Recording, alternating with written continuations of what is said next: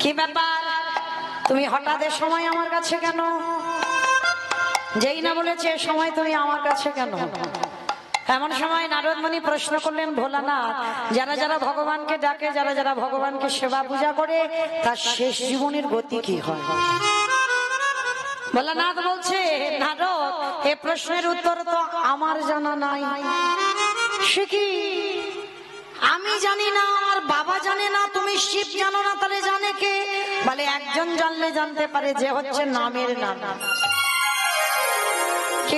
যার নাম আমি আজকের গাইছি আর যার নাম আপনারা শুনছেন, বলে চলো তার কাছে গেলেই উত্তরটা পেয়ে যাবো। বৈকুণ্ঠপতি নারায়ণের কাছে গেছে, প্রভু প্রভু, যারা যারা ভগবানকে ডাকে, ভালোবাসে, তার শেষ জীবনের গতি কি হয়? কথাটা শুনে আমার দেবর্ষি নারদকে ভগবান বলছে, নারদ, এ প্রশ্নের উত্তর তো আমার জানা নাই। সে কি? তুমি ভগবান, তোমার নাম জগতে জীব শুনে গায়, তুমি জানো না? বলে না নারদ, তোমার এই প্রশ্নের উত্তর জগতে তারাই দেবে। কারা ভগবান? বলে শোনো, যারাই আমার নামে ভালোবাসে, যারাই আমার নামে উচ্চারণ করে, যারা সদাই নয়ন জলে বক্ষ যুগলে ভাষায় কাঁদে, শয়নে স্বপনে নিদ্রায় জাগরণে, যারা কৃষ্ণ ছাড়া আনে জানে না, যারা কৃষ্ণ নামে মাতুহারা হয়ে গাছি তলাই নিশি যাপন করে। নারদ, অমাইরা, আস্তে আস্তে আস্তে গো, প্রসাদ পাও, কিন্তু ভজন আর ভোজন দুটো একসঙ্গে হয় না। তো সেবা করছো করো, কিন্তু এদিকে একটু ধ্যান দেন, কারণ দু মনে হয় না কীর্তন। গন্ডগোল করো না, যারা প্রসাদ পাচ্ছ ধীরে ধীরে প্রসাদ পাও, পেয়ে আর এদিকে শ্রবণটা রাখো, কারণ প্রসাদ পেতে পেতে ভজনটা যেন বিফল হয়ে না যায়।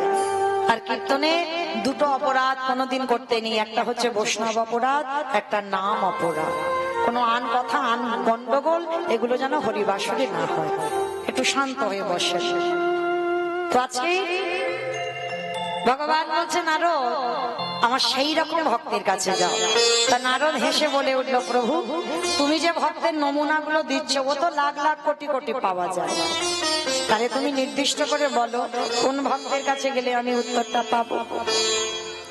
ভগবান হেসে বলছে, নারদ শোনো, ভক্ত যদি পেতেই হয়, আমাদের সবাইকে যেতে হবে মর্তের মাটিতে। ঠাকুর, তোমার কি মাথা খারাপ? মর্ত, মর্তে তো লোক খেতে যায় আর ঘুমাতে যায়, সিরিয়াল দেখতে যায়। ওরা মোবাইল টিভি আর ঘুমানো ছাড়া কিচ্ছু জানে না, ওরা আবার কি ভক্ত? নারদ, ওরা খাক, ঘুমাক, টিভি দেখুক, যাই করুক না কেন, ওর মধ্যেও আমার পরম ভক্ত আছে। তো চলো, আজকের আমার এক ভক্তের বাড়িতে তোমাকে নিয়ে যাব। ঠাকুর, ভক্তের বাড়িটা কোথায়? চলো, মথুরা জেলার অন্তর্গতে অবন্তী নগর গ্রাম, সেথায় সন্দীপনের বাড়ি করিব। মথুরা জেলার অন্তর্গতে অবন্তী নগর গ্রাম,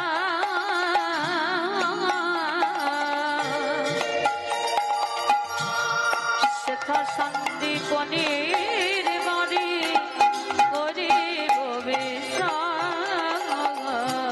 বলি যাব আমরা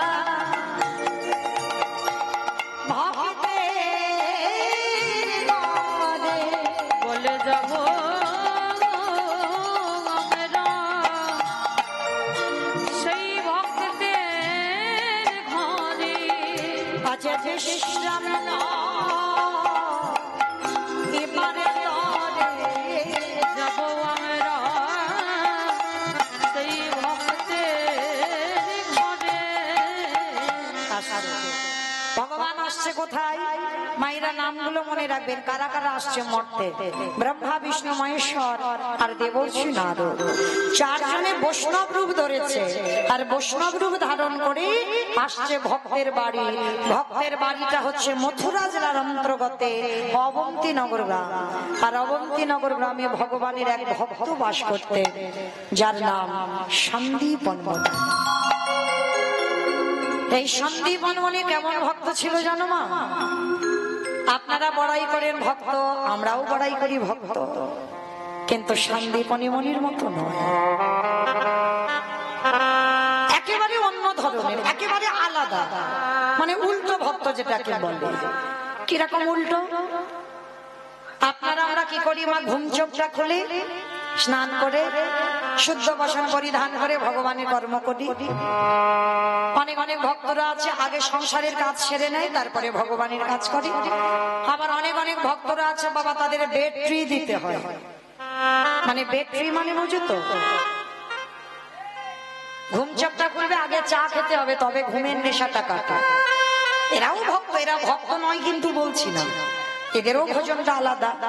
অনেক অনেক রকমের ভজন সাধন আছে। তো সন্দীপনী মুনির ভজনটা কেমন ছিল জানো? প্রতিদিন যমুনা স্নান করতো ব্রহ্ম মুহূর্ত। ব্রহ্ম মুহূর্ত কাকে বলে? সূর্য উদয়ের 1 ঘন্টা 36 মিনিট আগে। এই সময়ে রোজ যমুনা স্নান করে। আর যমুনা স্নান করে ভিজে কাপড়ে দরজার ধারে বসে বসে কাঁদে। অমাইরা বলতে পারবে কাঁদে কার জন্য? আপনারা একটাই কথা বলবেন, কেন? ভগবানের জন্য না। এ জীবনে কোনোদিন স্নান করে সন্দীপনী মুনি ভগবানের জন্য কাঁদে না। তাহলে কাঁদে কার জন্য? ওই ভিজে কাপড়ে দরজার ধারে কাঙালের মতো বসে থাকে। দয়াময়, আমার দুয়ারে তুমি একটা অতিথি পাঠাও। কিরম মায়ের একেবারে উল্টো ভক্ত নয়। ভগবান সেবা পরে হবে, আগে অতিথি। দরজার ধারে বসে বসে কাঁদে। যদি অতিথি না পায় সেদিন নিজেও কিছু খায় না, আর আমার ভগবানকেও কিছু খেতে দেয় না। মনে রাখো মা, ভিক্ষাই যা সম্বল। কোনো সম্পত্তি নেই, কোনো টাকা পয়সা জমানো নেই, ভিক্ষাই যাবে, পারলে তবে খাওয়া হবে। কিন্তু অতিথি সেবা না হলে জলস্পর্শ করে না, ভগবানকে সেবা দেয় না। আচ্ছা বলো তো মা, আগে অতিথি সেবা না আগে ভগবান সেবা? আগে কোনটা? আগে অতিথি সেবা। জানি সবাই, মানি কজন? অথচ জানো, জানি সবাই আগে অতিথি পরে ভগবান, কিন্তু মানি কজন? দেখবেন মা, অনেক অনেক ভক্তরা আছে না। তবে আপনাদের কাউকে বলছি না, আমি আমার এলাকায় দেখেছি, বহুবার চোখে পড়েছে। দুপুর বেলা কোনো অতিথি ভিক্ষুক এসে বলছে, মা সকাল থেকে কিছু খাওয়া হয়নি, দুটো খেতে দিবি মা দুপুর বেলা। অনেক অনেক মায়েরা কি বলে জানো? এই যে এখন আমার হাত জোড়া, তুমি অন্য বাড়ি রাখো, খেয়ে দিয়ে কাজ নেই, দুপুর বেলা একেবারে খাবার টাইমে আসতে হলো। কি মা, অনেক মায়েরা বলে না রেগে গিয়ে? আর একটা কথা মনে রেখো মা, ভগবান কোনোদিন নিজ রূপে তোমার কাছে আসবে না। ওই যে জগন্নাথের যে রূপ দেখছো ওই রূপে তোমার কাছে আসবে না। ভগবানের ওই যেমন বাঁকা করে বাঁকা হাতে কালো শশী, ওই রূপে আসবে না। আমার নিতাই গৌরী যে রূপে আসছে সেই রূপে আসবে না। গোপালে যেমন নাড়ু খাচ্ছে ওই রূপে আসবে না। ভগবান ভক্তের কাছে আসে অতিথি রূপে। আর এমন রূপ ধরে আসবে যাকে দেখলে তুমি ঘৃণা বোধ করবে। ওই জন্য বলছে বাবা, মানুষ হয়ে আগে মানুষকে ভালোবাসো। আর যদি তুমি মানুষকে ভালোবাসতে না পারো, তোমার ভগবানকে তুমি কোনোদিনই ভালোবাসতে পারবে না। সে যত নিজ জাতি হোক, আগে মানুষকে সম্মান করো, আগে মানুষকে শ্রদ্ধা করো, আগে মানুষকে ভালোবাসো। আর মানুষকে ভালোবাসলে আমার ভগবান সারা জীবন তাকে দর্শন দেয়। সন্দীপনী মুনি প্রতিনিয়ত অতিথি সেবা দেয়। তো আজকের দিনটা কেমন দেখেন বাবা, সকালবেলা 3 জন বৈষ্ণব সেবা হয়ে গেছে। মনে আনন্দ, নাচতে নাচতে বাবা বাবা ভগবানের জন্য রন্ধন করে ভগবানের চরণে গেছে। ভগবানের চরণে গিয়ে জানাচ্ছে, প্রভু আজকের আমার দিনটা কত ভালো, তুমি জানো সকালবেলা আমি 3 জন বৈষ্ণব সেবা দিয়েছি, না তুমি আবার প্রসাদ পাও, তারপরে তো আমি পাবো। কিন্তু ঠাকুর আমি এত ডাকি এত কাঁদি, আস্তে আস্তে কথা নয়, ও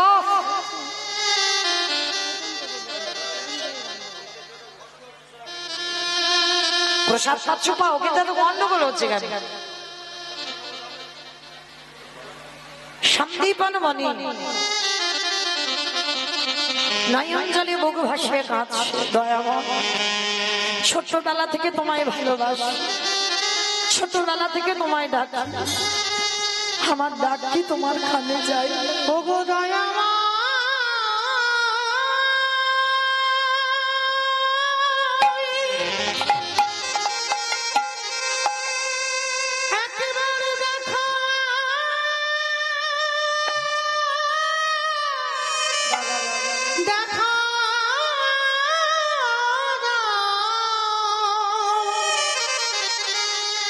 ওগো তুমি নাকি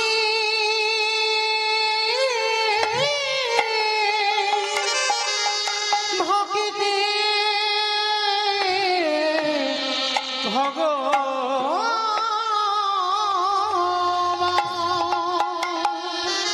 এত কাঁদি এত ডাকি, আমার ডাক কি তোমার চরণে যায় না? তোমায় ডাকতে ডাকতে আজকের আমার নিজের যাওয়ার সময় হয়ে গেল, একবারে দেখা দাও না। আমি কোথাও গেলে কত দূরে তুমি আছো, পাবো রে দেখা। ওগো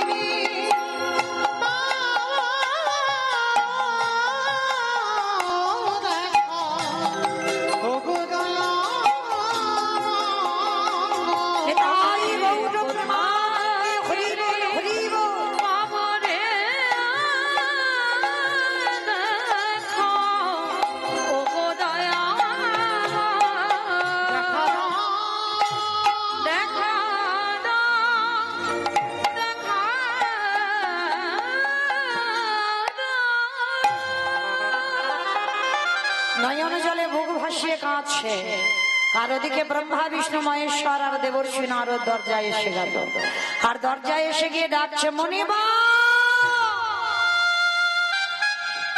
মাইরা মানুষের ডাকে ভগবানের ডাকে তফাৎ হবে না? যেই না ডেকেছে হৃদয় জুড়ানো ডাক, পারসটা ফেলে দিয়ে দরজায় এসে দেখছে 4 জন বৈষ্ণব। ভগবান ধরে ধরতে দিল না, চিনেও চিনতে পারলো না। ভগবান এসে আঁচল পেতে বলছে, মনিবর কিছু খেতে দিতে পারো? সন্দীপনী মণি জানে বাড়িতে বাবা চাল ডাল আছে, রান্না করে 4 জনের মতো হয়ে যাবে, কিন্তু অত সোজা নয়। যা যা কিছু ছিল ভগবান ঘরে ঢুকতেই মা সব কিছু হরণ করে নিয়েছে। সন্দীপনিমার চারজনকে বসিয়ে রেখে ঘরে যেই না চালের হাঁড়িটা খুলেছে, একটাও চাল ডাল পড়ে নিয়ে গেল কোথায়? ভগবান সব খেয়ে ফেলেছে। আর এই সন্দীপনিমণির ছোট্ট একটা ছেলে আছে যার নাম বটু বলে ডাক দিয়েছে, বটু বটু। যেই না বটু বলে ডাক দিয়েছে, সঙ্গে সঙ্গে বটু এসে বলছে, বাবা আমায় ডাকছি? হ্যাঁ রে বাবা, আমি তোর ডেকেছি। হ্যাঁ রে, আমার এই হাড়িতে চাল ডাল ছিল, দেখেছিস বাবা? কই না তো, আমি জানবো কি করে চাল ডাল কোথায় আছে? সে কি, তাহলে চাল ডাল গেল কোথায়? বাবা তুমি চিন্তা করো না, দাও তোমার ওই ঝোলাটা দাও, আমি একটু গ্রাম থেকে ভিক্ষা করে আনি। পারবি তুই? কেন পারবো না? আজকে আমি ছোট, এখন থেকে যদি শিখে না রাখি তাহলে বড় হয়ে আমি অতিথি সেবা দেব কি করে? এখন থেকে তো একটু প্র্যাকটিস করে রাখতে হবে। এই হলো সন্তান।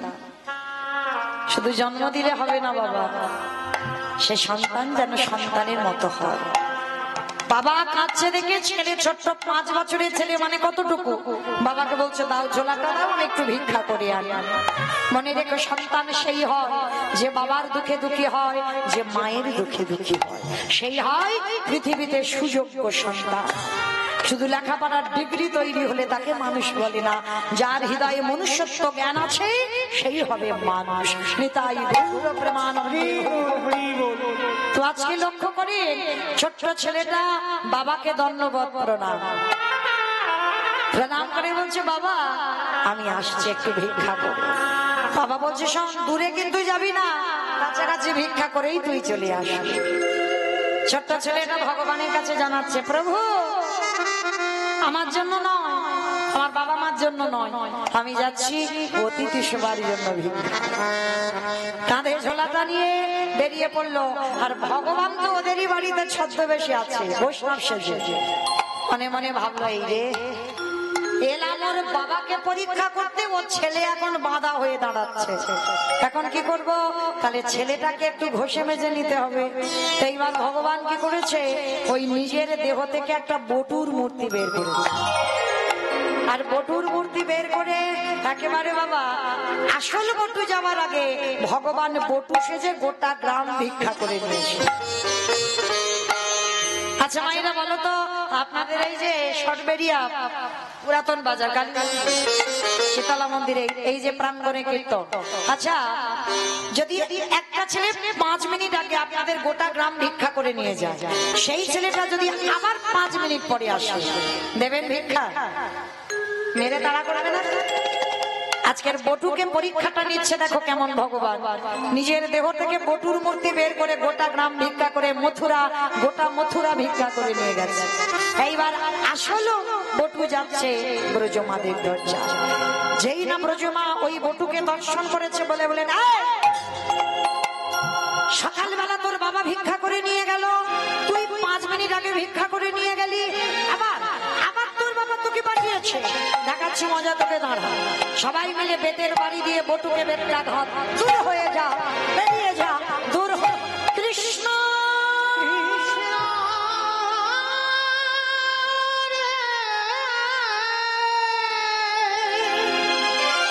এত মারা মেরেছে, ছেলেটা রঙ্গ দিয়ে রক্ত ঝরে ঝরে পড়ছে।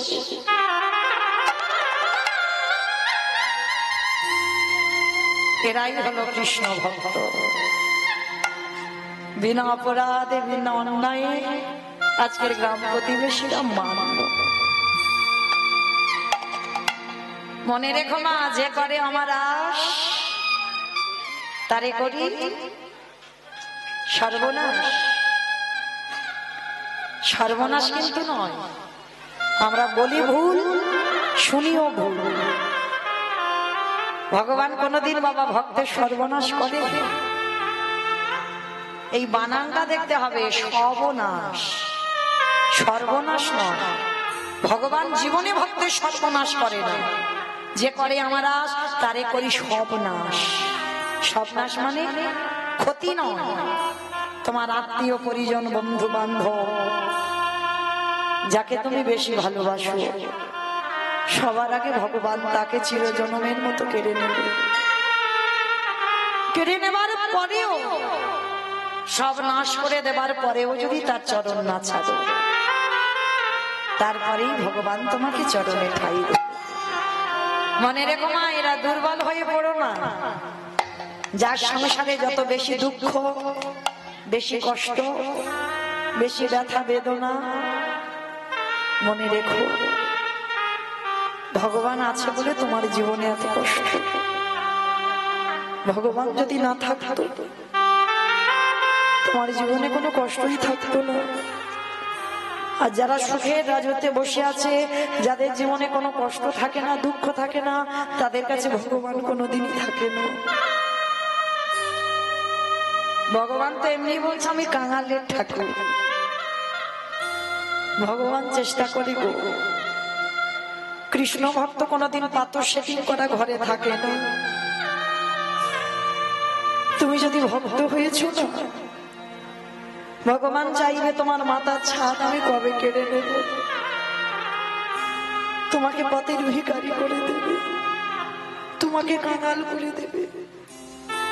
তারপরেও যদি তুমি তার চরণ আঁকড়ে বসে থাকো, তবেই জানবে তুমি চিরকালের জয়ী। তবেই ভগবান তোমাকে চরণে আশ্রয় দেবে। আজকে লীলায় দেখো, ছেলেটা কিছু জানলো না, ভগবান তো ওর রূপ ধরে গোটা গ্রাম ভিক্ষা করে নিয়ে চলে গেল। শুধু শুধু গোটা গ্রামের লোক তাকে মারলো, আর এমন মারলো ছেলেটার অঙ্গ দিয়ে রক্ত ঝরে ঝরে পড়ছে। কৃষ্ণ বুঝিনি ভাই, তোকে ভালোবাসলে এত কষ্ট পেতে হয়, তোকে ভালোবাসলে এত দুঃখ পেতে হয়। যদি জানতাম আমি কোনোদিন তোকে ভালোবাসতাম না, যদি বুঝতে পারতাম তোকে ভালোবাসলে এত কষ্ট দিবি, আমি কোনোদিন ভালোবাসতাম। ছেলেটা মনে মনে করলো, এ জীবনে যদি আমি বৈষ্ণব সেবা দিতে না পারি, এ জীবনে রাখবো না, এই জীবনে যমুনার জলে ত্যাগ করবো। ঠিক মাইরা ছোট্ট ছেলের চৈতন্য দেখেন, বৈষ্ণব সেবা দেবো না তো জীবন রাখবো না। ভগবান তো ওদেরই বাড়িতে বসে বসে চিন্তা করলো, আহারে ছেলেটা যদি মরে যায় আমাকে তো কেউ ভগবান বলবে না, যাই ছেলেটাকে বাঁচাতে হবে। কি করে বাঁচাবে? ভগবান একটা পাখি রূপ ধরেছে, আর পাখি রূপ ধারণ করে কানের কাছে বলে যাচ্ছে, এই বটু শোন, তোকে মথুরায় কেউ দিল না ভিক্ষা, তো কি হয়েছে, তুই চলে যা বৃন্দাবন। মনে রেখো মা, বৃন্দাবনে একটা পশু পাখি পর্যন্ত অনাহারে থাকে না। জানো, বৃন্দাবনে যারা গেছে খুব বানর হনুমান, মানে যারা গেছে তারা ভালো জানো, এত হনুমান তুমি চোখে যদি চশমা পরে যাও সে কেড়ে নেবে, হাতে মোবাইল থাকলে সে কেড়ে নেবে, যা কিছু থাকবে ব্যাগপত্র সব কেড়ে নিয়ে চলে যাবে। তা জানো, বৃন্দাবনে একটা হনুমান, একটা বানর এত দুষ্টুমি করেছিল, তো এক ভক্ত হনুমানটাকে বন্দি করে রেখে দিয়েছে, আর এমন বন্দি করেছে তাকে খেতেও দেয়। তো এই বানরটা সারা রাত অনাহারে কেঁদেই যাচ্ছে, রাধে এবার যে বড় কষ্ট হচ্ছে, আমার কিছু সেবার ব্যবস্থা করে দাও। রাধারানী বর্ষানায় বসে বসে ভাবলো, কে ডাকছে? ললিতা। কি এমন করে আকুল প্রাণে আমায় ডাকি, একবার গিয়ে দেখ কি আমায় রাধে রাধে বলে ডাকছে।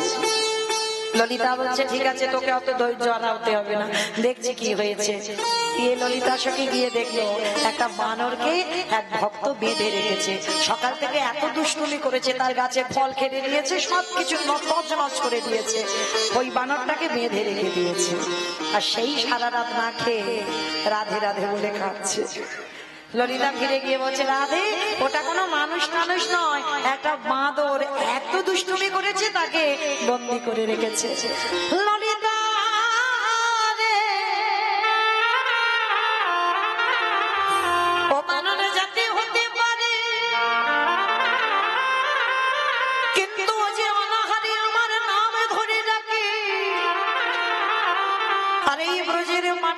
বসে যে একেবারে রাধে বলে কাঁদিতে পারি। আমার রাধা রানী বললেন সখী রে,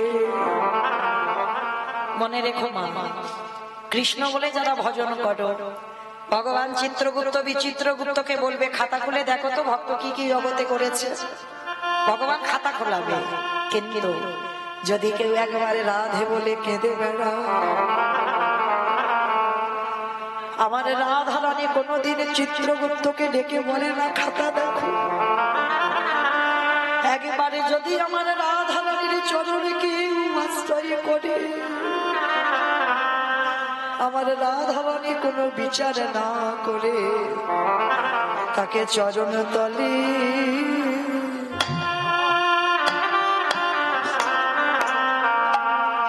আশ্রয় দেয় গো।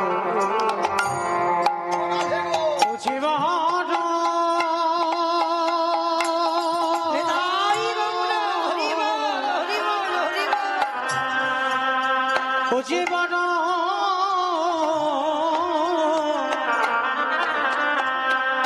বড় কৃপা কৃপাময়ী রাধে চরণ তলে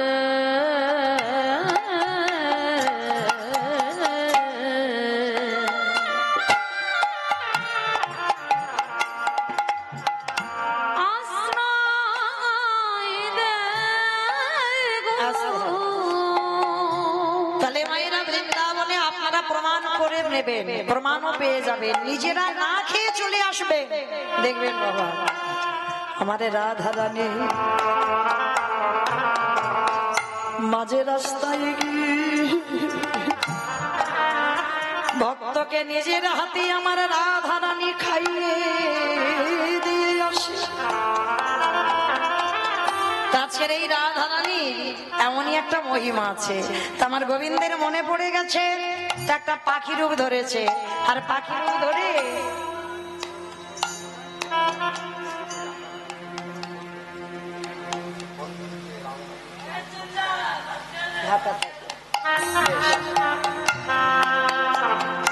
হরি বল হরি বল। আমার বাবা ঠাকুর প্রশ্ন করলেন রাধা রানীর চরণ সর্বদা একটু ঢাকা দিয়েই রাখতে হয় কেন জানো? ওই চরণ বড় দুর্লভ চরণ, ওই চরণে একমাত্র আমার গোবিন্দ দর্শন করতে পারো। যাদের ঘরে আমার শিব বিগ্রহ থাকবে, রাধা মাধবের বিগ্রহ, রাধা রানীর বিগ্রহ, সবার কাছে নিবেদন চেষ্টা করবেন আমার গোবিন্দ চরণ দর্শন করা যায়, কিন্তু আমার রাধা চরণ সর্বদাই একটু ঢাকা দিয়ে রাখবেন, কারণ ওই চরণটা সবার দর্শনের জন্য নয়। আর অনেক সাধ্য সাধনা হলেই তবে আমার রাধা চরণ দর্শন হয়। কেন জানো? আমার এই গোবিন্দ বললেন রাধে গো,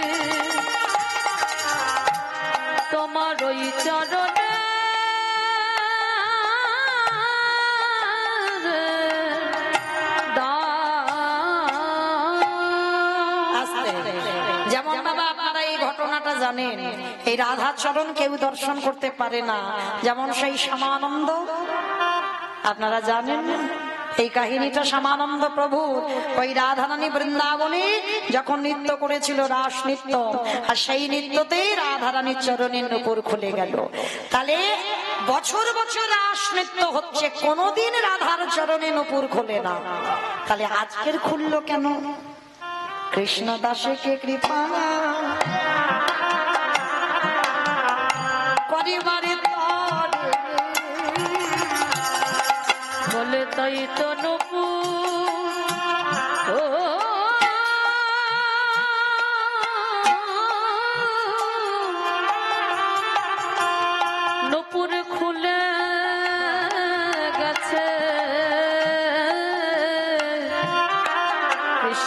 দাসকে কৃপা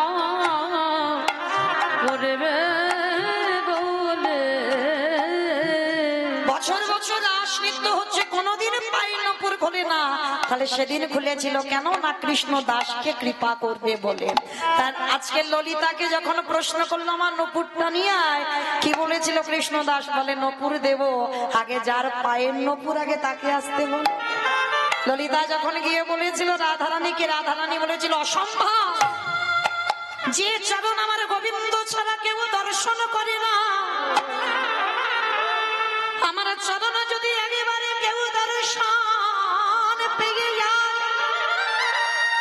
যদি সে কোটি কোটি জন্ম পাপ করে থাকে, সকল পাপ থেকে সে মুক্তি পেয়ে যায়, তাই আমি চরণ কাউকে দেখাবো না।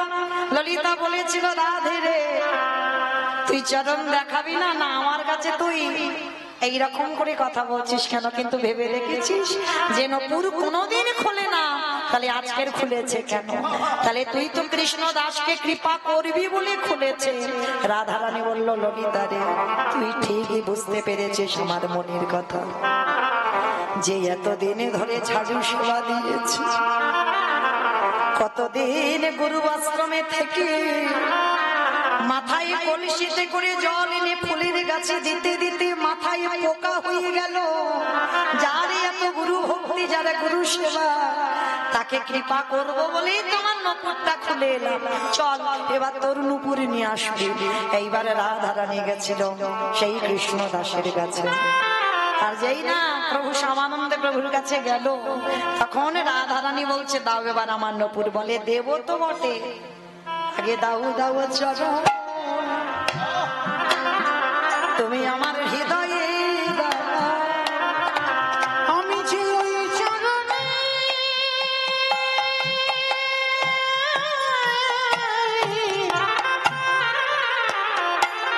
বাবা বাবা, আমি যে ওই চরণে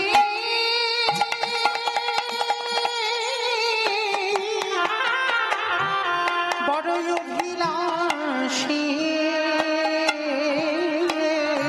বলে দাও দাও চরণ আমার হৃদয়ে দাও মাইরা। রাধা চরণ ডাকতে গেলে সোনার পাত্রে ডাকতে হয়। রাজনন্দিনী প্রেমময়ী সোনার পাত্র পাবে কোথায়? কৃষ্ণদাস বললেন রাধে গো, আমার কাছে তো সোনার পাত্র না, আমারে আছে এই হৃদয়ে পাত্র, তুমি তুলে দাও। রাধারানী বলল কৃষ্ণ দাস, তোকে তো কৃপা করব, তবে শোন আমার নুপুরটা তুই নিজের হাতে আমার পায়ে পরিয়ে দে। পরিয়ে দিয়েছিল আমার সেই শ্যামানন্দ প্রভু, আর সেই নুপুরটা নিয়ে শ্যামানন্দের গুরুদেবের দেওয়া তিলক মুছে দিয়ে করে দিয়েছিল নুপুর তিলক। শ্যামানন্দ পরিবারের যারা ভক্ত আছেন তাদের কপালে দেখবে নুপুরের, মানে রাধারানীর চরণে নুপুরের মতো তিলক, এটা শ্যামানন্দ পরিবারের তিলক। তো আজকে সেই রাধা চরণ বড় দুর্লভ, কোটি কোটি সাধ্য সাধনা হলে তবে রাধার চরণ দর্শন হয়। ওই জন্য যাদের ঘরে বিগ্রহ আছে প্রত্যেকের বলে যাই, রাধা চরণ সে যাই পড়াও, শাড়ি পড়াও আর যেমন ঘাগরা পড়াও, যাই পড়াও, কিন্তু রাধা চরণ সর্বদাই ঢেকে রাখবে, কিন্তু গোবিন্দ চরণ যেন দর্শন হয়।